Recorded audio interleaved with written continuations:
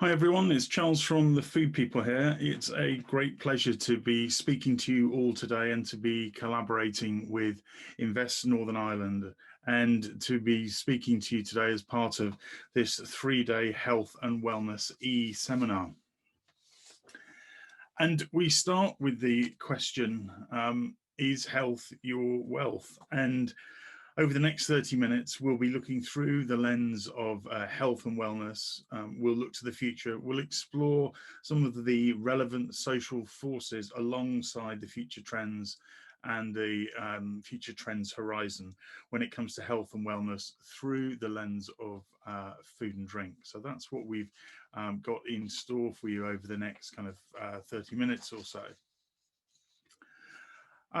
Just in case you're not aware, a little bit on the Food People in terms of who we are. I guess fundamentally we're a united team of trend spotters and innovators, but beyond that we're also a team of culinary people. So we've got expertise we've got chefs, people that have worked within the food industry in marketing roles, but we're also experts in the human sciences as well. We've got semioticians and psychologists, but also functional representatives, product developers, flavorists, and also food historians and anthropologists. So that's what makes up our team. But more than that, we see ourselves very much as champions of change that bring our inherent experience as well as our obsession for food and drink and our tenacity, curiosity, and human intuition to the party as well. And it's very much underpinned by our vision. We're all about shifting the future of food and drink by harnessing the power of trends. And what drives us to do that? We believe that food can be a force for good, and it's all about shaping a better future across society. What we do day to day is that we bring together thousands and thousands of hours of research that combines gastronomy, as I've talked about, the human sciences, semiotics to interpret emerging trend manifestation. We combine now over 16 years of experience being at the forefront of trends, but to leverage that historical and present day perspective and see that as a prelude to the future, if you like. And it's that unique perspective that gives us to then tell the story in a very human way to make sense of the future trends horizon. And as champions of change and as a team of people rooted within the food and drink industry, we've got an obsession with supporting the industry that we all work in to believe in the future and the opportunities that lay in the future. And it's very much our belief that if you harness the power of trends, you've got the ability to control your business and your brand's destiny, and which will identify the growth opportunities that exist on the future horizon. So that's really what drives us to do what we do. And that's what today is all about. It's about inspiring you to see to the future within food and drink, and probably go beyond what you think today is possible. And the timing couldn't be better for this fabulous Invest Northern Ireland event. On the 24th of November, we will be launching our 21-22 Trends and Foresight Framework, something that we've done for the last 10 years. And what I'm going to do is to bring to life for you some of the mega trend manifestations that are most relevant to health and wellness. And I'll be starting at the core, talking about the global forces of the moment, some of the social and cultural drivers, and then the two mega trends that concern health and wellness themselves. We'll be talking about Hack Our Health and Keep Us Safe. Just as a little bit of pre-context, I'm not going to talk about it a lot, but it's fair to say that the world has changed. Food and drink has changed, probably forever. The COVID era, and we talk about the COVID era as opposed to lockdown itself, we see us very much in an era of influence of not only coronavirus but pandemic, but that despite vaccine hopes, this COVID era is very much the new normal, and whilst change is deeply unsettling, and we absolutely recognize that, it isn't always bad, because change creates opportunity. We've only got to look at some of the brands that have historically that have been born out of times of hardship. Much of the change that we're seeing is a speeding up in a matter of weeks, the shifts that would have taken years. So it's very much a reordering of the landscape as opposed to a completely different landscape. And I think we can all probably take some comfort from that. And whilst that is unsettling, it means that businesses have got to change and adapt. There were things that were happening anyway. It's what we've seen is an acceleration of that. So let's take a look at the trends, and we'll start with the global force. So the wheel that you are seeing on the right hand side of the screen there. We'll start at the beginning with Own the Reset, and then we'll move, as we move out, we'll get into further levels of and deeper levels of granularity to the world of food and drink. So let's start with the global force, and we've called it Own the Reset for year 21-22. Back in 2018, we spoke about the overarching global force being revolution. And then in 2019, we reported a big shift in lifestyle, values, and the economy. And the global force in 2019 was securing the future. We now see in 2020, looking forward into 21-22, that this has driven consumers to make bigger shifts in their choices and decision making, forcing people to decide how they personally feel and choose to react in times of change. And that has been a reset of responsibilities, which is the reason for choosing that as the name. Towards more self-sufficient, centered, self-contained lifestyle. Last year, we talked very much about millenarianism, documented by Norman Cohen's, by Norman Cohen, and his belief that the socio-political system needs to be reinvented because it isn't working, and we're seeing the evidence of that in different parts of society in different parts of the world. So we've now heeded our heroes and taken matters into our own hands, and we're seeing many examples of this outside of food and drink, but obviously influencing food and drink. And we're aligning ourselves with the tribes that we believe that can make the positive change needed to reset. So the global driver for 21-22 is Own the Reset. As we move out to the next ring of the wheel, if you can remember that, there was a yellow area called Resilience in Change. So outside of the driver of Own the Reset, there's this cultural driver, Resilience in Change. In these fluid times of crisis, the fast changing environment has become an accelerant to change, which is really what I was saying in the earlier part of the presentation, where the winners have become those businesses, people, even governments in some cases actually, who have been able to move quickly, fast, seize the opportunity to deliver against these new and emerging consumer needs. Consumers are searching for clever ways to break through, to hack their health status, or to bring health and experience to the previously inaccessible. And the bigger winners are the ones that are using technology and dynamic experiences in new ways that work around whatever constraints are thrown at them to deliver us the experience we've come to expect through whatever channel is available at the time. So there's an awful lot happening within the broader social and cultural force, Resilience in Change, but there are two mega trends that are very pertinent to the broader topic of health and wellness, which is Hack Our Health and Keep Us Safe. And those are the ones that I'm just going to drill into in a little more detail for you today. And I'm going to start with Hack Our Health. So zeroing in on the mega trends that are most relevant to health and wellness. Here we've got Hack Our Health. Diet, exercise, weight management is very much front of mind at the moment. as authorities like WHO confirm that health plays a crucial role in fighting off pandemic. For some consumers, that means adopting new diets and new eating lifestyles.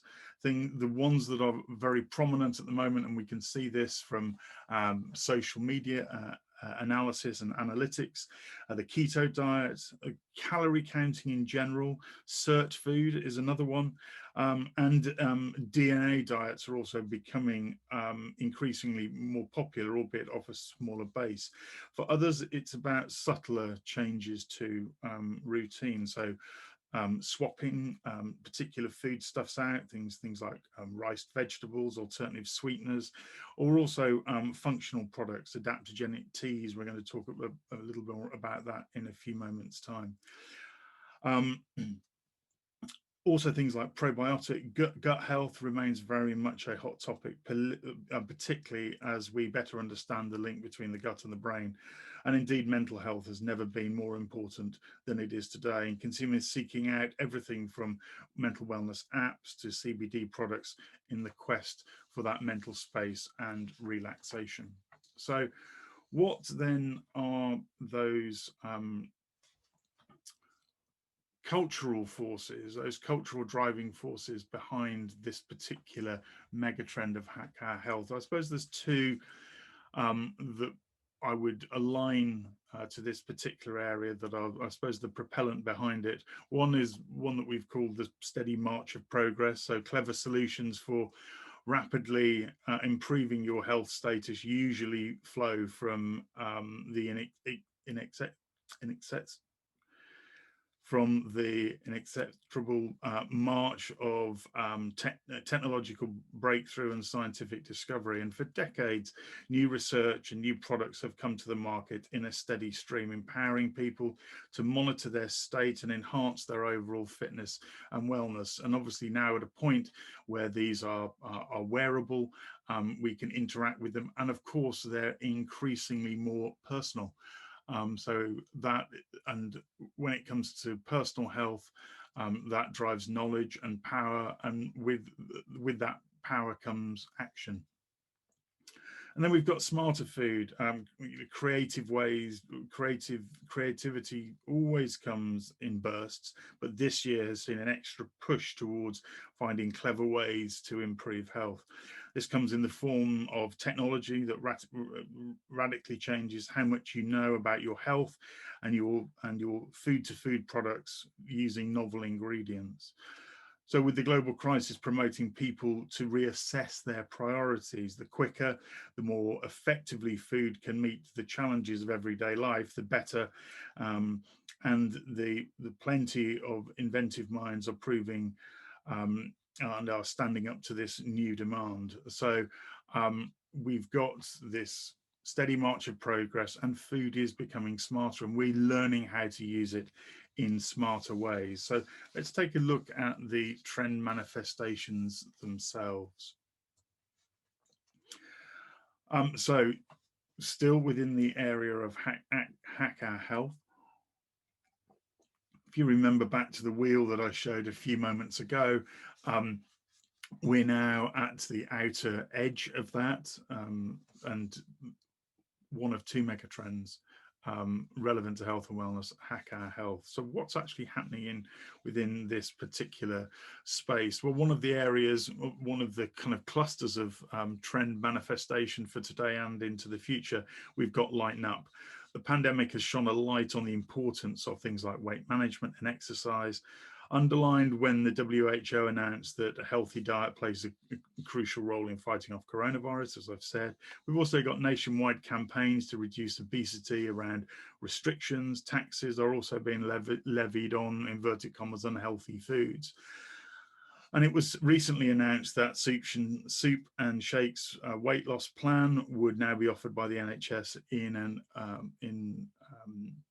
attempt to combat diabetes. Other weight loss programs that are trending this year include intermittent fasting, low carb, high protein, ketogenic diets, DNA diets, and as I mentioned a few moments ago, the cert food approach, broadly speaking, a diet centered around foods high in sirtuin activators, which the proponents say help improve metabolism and also burn off fat as well. Then we've got good old-fashioned calorie counting that sits within this lighten up space as well. Calorie counting, portion control, very much back on the agenda. It's very understandable by consumers. That means consumers looking for practical ways to reduce their intake of things like fat, salt, and sugar without depriving themselves altogether. And of course, let's not forget exercise. Enough field health studies suggested that 76% of consumers in the UK took up a new form of exercise during lockdown. So Lighten Up is all about weight management, some of those national government endorsed campaigns, those trending diet programs, calorie and portion control, and of course exercise. And then on the right hand side of the screen, one of the other clusters of trend manifestation for today and into the future within Hack Our Health is one that we've called self-health. So health and well-being obviously are a priority, but consumers still want to enjoy meal times and snacks. For many, that means looking for ways to incorporate healthy changes to their diet without giving up the things that they love. So this is very much the cue for stealth health. For example, meat reduction, swap the standard beef burger for a blended mushroom patty, or like the example on the screen there, a plant-based or meatless alternative altogether. But it's very much about products in this space that can be swapped in very easily, and it's about simplicity and ease of adoption.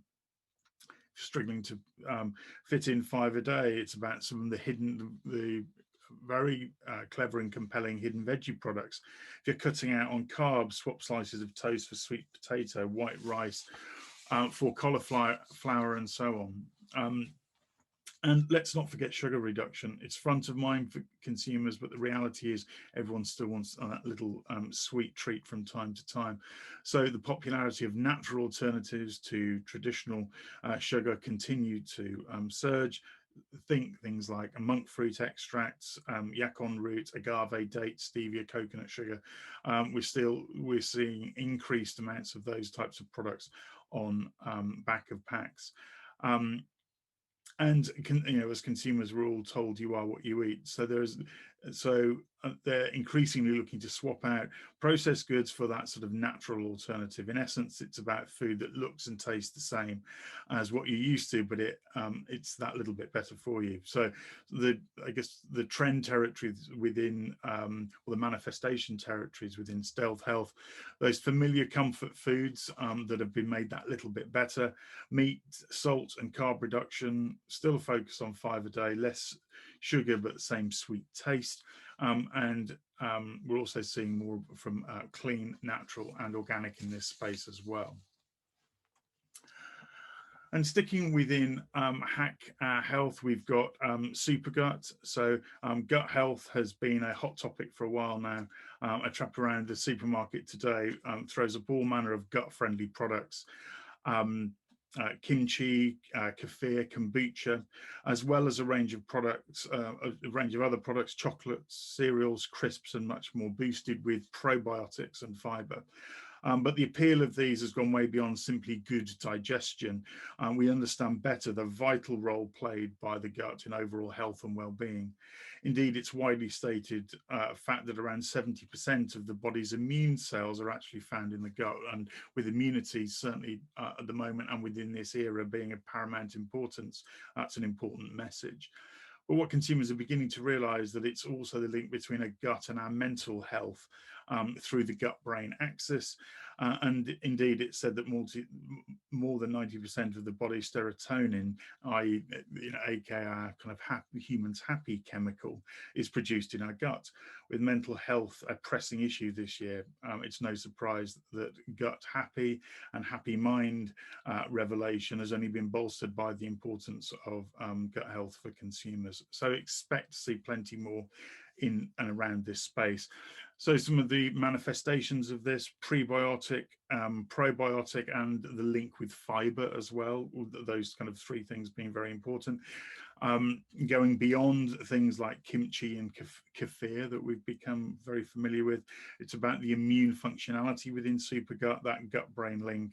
And of course, eating the rainbow also comes into this space as well. And then we've got headspace. Mental health was already a pressing issue. And the pandemic moved it even higher up the health agenda. Consumers are looking to things like yoga, meditation, mindfulness in their droves. Indeed, popular mindfulness apps, Headspace grossed 5.5 million in April alone. But consumers are thinking beyond this. These kind of relaxation avenues, and they're taking a holistic approach, because so many things like sleep, nutrition, exercise can contribute to overall mental well-being, and we're looking for practical solutions. CBD is a popular option in this regard, purported to have the sort of anti-anxiety properties, and more widely understood and accepted every day. Adaptogens, also another buzzword in this space, and loosely speaking, adaptogens are ingredients that are said to help the body's natural ability to deal with mental or physical stress. Ingredients like magnesium, zinc, nettle, dandelion, valerian root, maca, and many more that fit within their space as well. So the actual practical manifestations of these, as well as things like the drink, the new Pepsi Driftwell drink that's on the screen there, things like yoga, mindfulness and meditation, the use of adaptogens in food and drink, those superfood and adaptogenic mushrooms, CBD, and also just having daily food, drink and health rituals.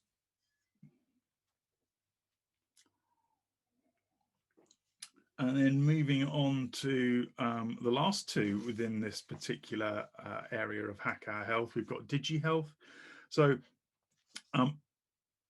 health and fitness, the health and fitness world has, we can't have escaped the fact that it's gone crazy, it's gone digital. Wearable tech continues to boom very much, and in particular smartwatches and bands, the likes of the Apple Watch, Fitbit, Whoop, the Garmin. Historically, these have focused very much on tracking activity, but now they can do so much more. I mean, Fitbit's new model monitors heart activity, temperature and stress levels as well. And look out for watches, because the next big thing in wearable tech is wearable rings, like the one that you can see on the left-hand side. Oro is this product on the left-hand side. They raised 28 million this year, made headlines when the NBA bought rings for all the players in the league bubble. So you may have seen that in the media. Also, personalized nutrition apps like Noom, like Weight Watchers and so on, have also surged in popularity. So too have online fitness programs, as consumers look for ways to manage their weight and lifestyle from home, but crucially at a personal level. And next generation health goes beyond general well-being, targeting specific health needs without the need for doctors or cumbersome equipment. Like non-invasive blood glucose testing, as an example, portable defibrillators which monitor heart rhythm to detect shock, home UTI tests with app diagnosis. There's huge strides forwards, and it's all been driven by technology, and that drives, as I mentioned earlier on, knowledge. The knowledge drives power, and that power is to make positive choice at a consumer level, and that's only going to accelerate over time. So in this particular space, it's all about wearable tech, smart rings and watches, personalized apps, medical innovation, and tech-orientated fitness. And the last one that I want to call out within Hack Our Health is one that we've called Added Extras. So this is functional food and drink that was already big before the pandemic, but with well-being being a top priority for consumers, there are scope for it to grow much, much further yet. And in terms of which added extras consumers are on the lookout for, unsurprisingly, the pandemic has pushed immune boosting ingredients and properties to the top of that list. So think vitamin C, D, in inverted commas, superfoods like turmeric, ginseng, as well as purported anti-inflammatories like ginkgo. And anxiety reducing CBD, as I've already mentioned, and those few are just very much the tip of the iceberg. Whatever your health and well-being goal, whether that be energizing, relaxing, mood boosting, gut health, better skin, there's a functional food or beverage product for it. There's particular demand for functional beverages, teas, coffees, sodas, plant-based drinks even as well. Even water comes boosted with things like collagen, protein, probiotics, adaptogens, and the list very much goes on. But brands and retailers are also getting increasingly more creative both today, and we expect that to continue into the future with everything that can benefit from a functional fix. So whether that be ice cream with magnesium for anxiety, chocolate bars with added fiber, there are many more of these functional ingredients coming into our foods. So a particular focus on immunity. We've got anxiety and relaxation. We've got collagen, protein, and adaptogens in this space, functional drinks, and generally being more creative by how these foodstuffs enter. We're seeing manifest in our different food products. And the product on the right of the screen there is a moringa noodle product. So that's really quite interesting as well. So now we move to the second area, and we move from hack our health to keep us safe. And health and wellness now includes safety. It's a strategic issue for consumers and businesses alike. We've had a wake-up call. The activities and places previously considered safe have now been called into question with the threat from the virus. So everyone's looking to retail, to food service, to government to reassure them. And food service is going to great lengths in terms of disinfecting and social distancing measures. But the pandemic has also signaled at lightning speed acceleration in online tech solutions that companies were working on anyway, but they the triple threats serving convenience, hygiene, and safety. Apps, contactless touch, and blockchain traceability are all being enlisted in the fight against consumer insecurity and to keep our food safe. To get us back into restaurants and stores, businesses are working to make us feel safe, and advances in agri-tech also look to ensure food safety and security for the future. So the two driving forces, they're probably quite obvious, but just to call them out anyway, that are driving this area of keep us safe. A pandemic world, obviously. 2020 has been a shock to the system for everybody. And while some have rejected the new demands for extreme hygiene, most have understood the urgent need to be cleaner for the sake of everyone. The pandemic experience feels new for this generation, certainly in the West and the developed world, but pandemics have been a part of civilizations ever since they began to live in denser city environments, and scientists predict that they will continue in the heavily populated world. And then, of course, we've got Toxic Planet. In many senses, the pandemic has simply exaggerated the features of modernity that have grown in importance in recent times. I guess the first of this is increasing sense that the modern industrial world is, in some perspectives, filthy, contaminating, even disgusting. Pollutants and toxins of varying kinds, from air particles to microplastics in the remotest parts of the world. And of course our food, not to mention our food and water, and it's made people increasingly more worried about the environment, about the sustainability, and generally the impurity of the environment that we live in. So those are some of the broader forces that are driving Keep Us Safe. But let's take a look at the actual trend manifestations themselves within Keep Us Safe. So the first one to call out is one that we've called under control. So in the past year, we've defined um, uh, the past year has been defined by a feeling of uncertainty and insecurity.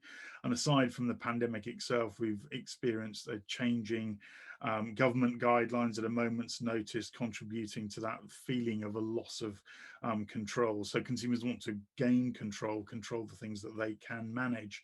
Um, and they're looking to food service and retailers to make them sell, to make them give that sense of safety. The pandemic has even birthed a whole new food service role. The the sanitation captain, that's a Cheesecake Factory term from America, and some of the more outlandish solutions have included sort of mannequins to create atmosphere, sanitation sommeliers, a selection of different hand sanitizers, but it's all about us controlling the things that we can control. Um, and then we've got planning for safety. The pandemic has hit the sort of fast forward adoption of habits that make last minute plans a rarity. So consumers are limiting their trips to the store due to health concerns. So retailers have seen impulsive top-up shopping stopped in its tracks, and a return to that sort of weekly bulk shop. Many have also switched to the online channel. But insane wait times and delivery slots have re-signaled the sort of re-ignition of sort of formerly overlooked things like click and collect. And the example here from Starbucks sort of brings that to life as well. So this is all about planning for safety. It's that loss of spontaneity, that weekly shop, that online click and collect, lockers, ordering ahead, curbside pickup. But it all fits under this area of keeping us safe, and safety linked in very, very closely to health and wellness.